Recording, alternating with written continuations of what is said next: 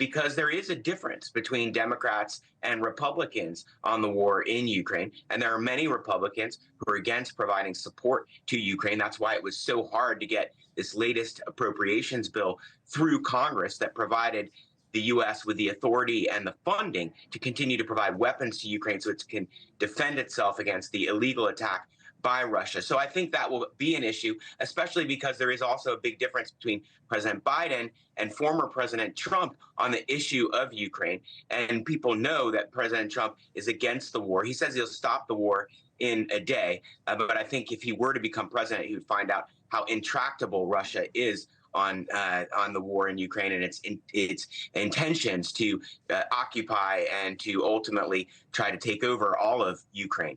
There are other issues as well. China is a big issue, and I expect in the debates, for instance, there will be debate between Trump and Biden on who's tougher on China. The reality is that the policy of Biden on China didn't change a lot from the policy on Trump, although one key difference that I think President Biden would speak about during a debate is how he has been able to get a number of Asian countries in the Asia-Pacific region to be closer allies to the U.S., and that's an important way to push back against China. President Trump likes to go on his own. And when he was president, he didn't put a lot of emphasis on our alliances, either in the Asia region or in Europe, for instance. And I think NATO, finally, will also be a big issue. President Trump is not a big supporter of NATO. President Biden has used NATO effectively, particularly in terms of getting support for Ukraine against the war and the invasion by Russia.